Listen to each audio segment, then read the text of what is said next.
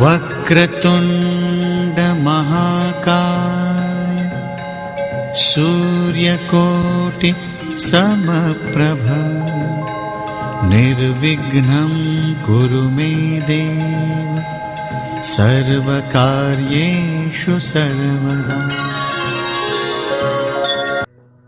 आप लोग ये रहस्य जानते हैं कि भगवान विष्णु को शालिग्राम क्यों कहा जाता है?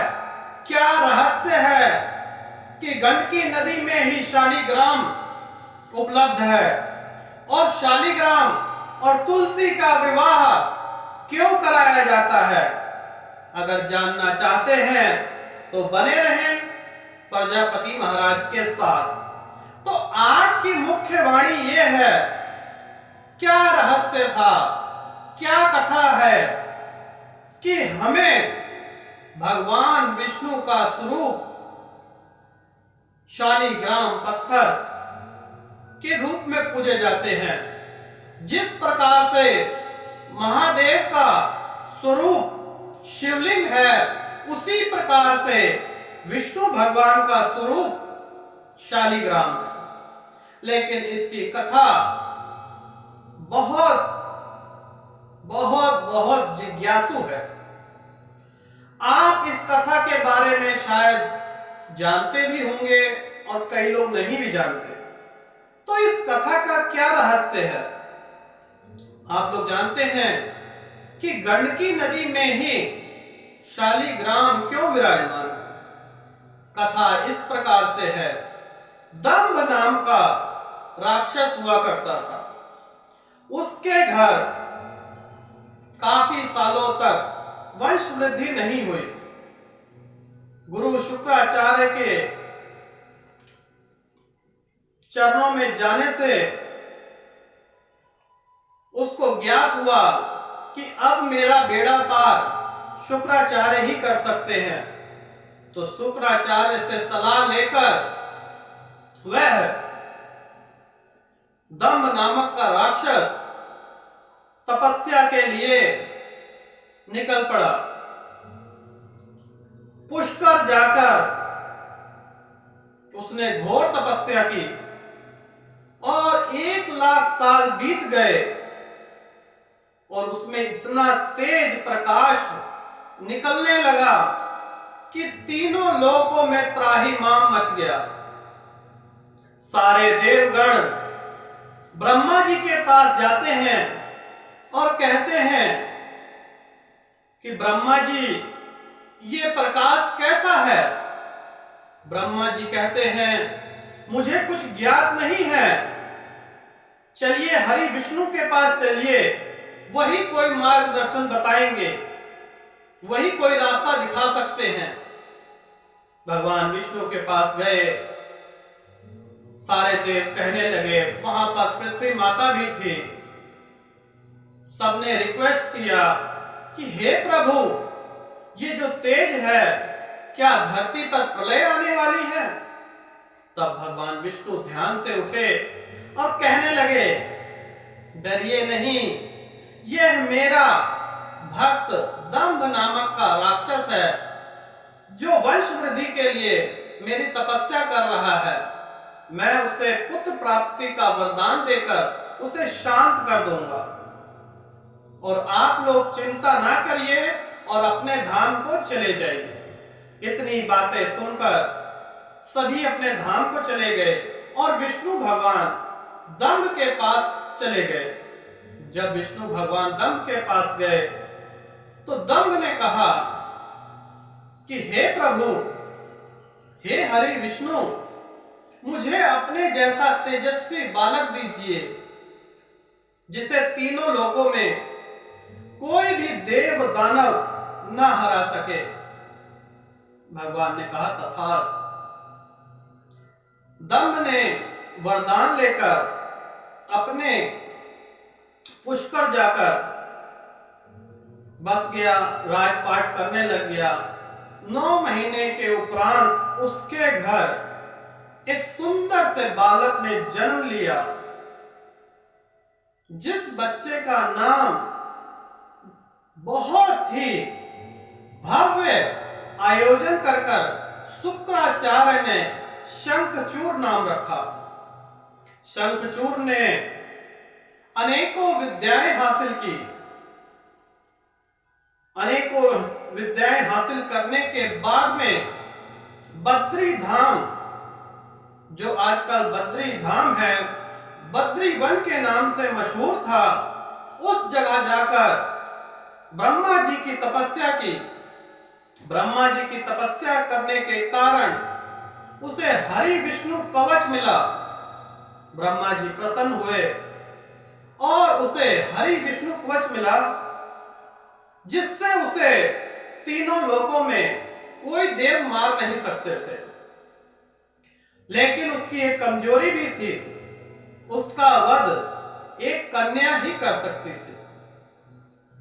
भगवान ब्रह्मा जी ने कहा कि तुम गो हो और तुम्हें राधा के श्राप के कारण इस धरती लोक पर जन्म लेना पड़ा, और इस राक्षस जन्म में अंत काल में तुम्हारा समय जब निकट आएगा, उसके उपरांत तुम्हें फिर से हरि के चरणों में जगह दी जाएगी।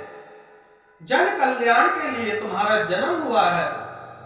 इतना कहकर ब्रह्मा जी चले जाते हैं और कहते हैं कि रास्ते में बद्री वन मिलेगा, वहां पर जाकर तुलसी से विवाह कर लेना। वहां पर माता तुलसी भ्रमण कर रही होती हैं और शंखचूर जाता है और अपना विवरण देने लगता है। माता तुलसी कहती हैं, तुम कौन हो? शंखचूर कहने लगा, माता आपने मुझे पहचाना नहीं, मैं गो हूं जो पिछले जन्म में सुदामा था, लेकिन राधा के श्राप के कारण मुझे राक्षस योनि में जन्म लेना पड़ा और मेरा विवाह आपसे होना है। इतना कहने के बाद माता जी तुलसी मैया ने पूछा, और विवरण दीजिए, मैं आपको नहीं जानती। जब तक वार्तालाप होती रही, उसी बीच ब्रह्मा जी आए और कहने लगे, हे सती सावित्री, ये तुम्हारे विवाह के लिए श्रेष्ठ हैं और श्रेष्ठ से श्रेष्ठ का विवाह होना चाहिए, इसलिए वार्तालाप में समय ना बर्बाद करो और शंखचूर से विवाह कर लो। और शंखचूर से विवाह कर वह अपने धाम को चले जाते हैं। पुष्कर जाकर वह अपना राजपाट संभालते हैं और राजपाट संभालते ही तीनों लोगों में त्राहिमाम होने लगता है। राजपाट संभालते शंखचूर ने जो अत्याचार किए, तीनों लोग कांपने लगे। तीनों लोग कांपने लगे तो ब्रह्मा जी फिर से विष्णु भगवान के पास जाते हैं और विष्णु भगवान से कहते हैं, मैंने जो विष्णु कवच दिया था, जब तक शंखचूर के पास रहेगा तब तक उसका वध करना नामुमकिन है। भगवान विष्णु ने ब्राह्मण का रूप धारण कर शंखचूर के महल में गए और कहने लगे, भिक्षाम देहि। इतना सुनते ही शंखचूर जो है ब्राह्मण देव के पास आए और कहने लगे, महाराज बताइए, हमारे यहाँ कैसे आना हुआ आपका? क्या चाहिए आपको? अन्न चाहिए, रुपया चाहिए, किस चीज की कमी है? हम दे देते हैं। लेकिन विष्णु भगवान कहने लगे ब्राह्मण स्वरूप में कि हमें वचन दो कि जो हम मांगेंगे वही हमें दोगे। शंखचूर ने कहा, जैसी आपकी आज्ञा, जो आप मांगेंगे हम वो आपको दे देंगे। तब भगवान विष्णु ब्राह्मण के स्वरूप में कहते हैं कि मुझे अपना विष्णु कवच दे दो। ना सोचते समझते हुए भी शंखचूर ने अपना कवच उतारकर विष्णु भगवान को दे दिया। विष्णु भगवान वहां से लेकर रूप बदलकर तुलसी माता के पास चले जाते हैं। और रूप भी किसका बदला? शंखचूर का। माता पहचान नहीं पाते, लेकिन जैसे ही भगवान विष्णु ने स्पष्ट किया, माता पहचान गई और कहने लगी कि तुम शंखचूर नहीं हो, तुम जो भी हो अपने रूप में आ जाओ, नहीं तो मैं तुम्हें श्राप दे दूंगी, तुम पत्थर के बन जाओगे। लेकिन जब भगवान विष्णु नहीं आए तो वे एक पत्थर के रूप में विराजमान हो गए। तभी ब्रह्मा जी आए और तुलसी मैया को समझाया कि ये हरि विष्णु हैं और आप जो हैं लक्ष्मी हैं, और आपने जो श्राप दिया है उसे वापस ले लो। लेकिन जो श्राप दे दिया वो वापस तो हो नहीं सकता। तो ब्रह्मा जी ने उन्हें वरदान दिया कि गंडकी नदी में जो शिला, जो पत्थर निकलेंगे वह शालिग्राम होंगे, और शालिग्राम स्वरूप विष्णु भगवान वहां पर विराजमान होंगे, और माता तुलसी को बैकुंठ धाम में मृत्यु के प्राण स्थान मिलेगा। इतनी बात कहकर ब्रह्मा जी वहां से चले जाते हैं और विष्णु भगवान अपने स्वरूप में आकर बैकुंठ धाम में विराजमान हो जाते हैं।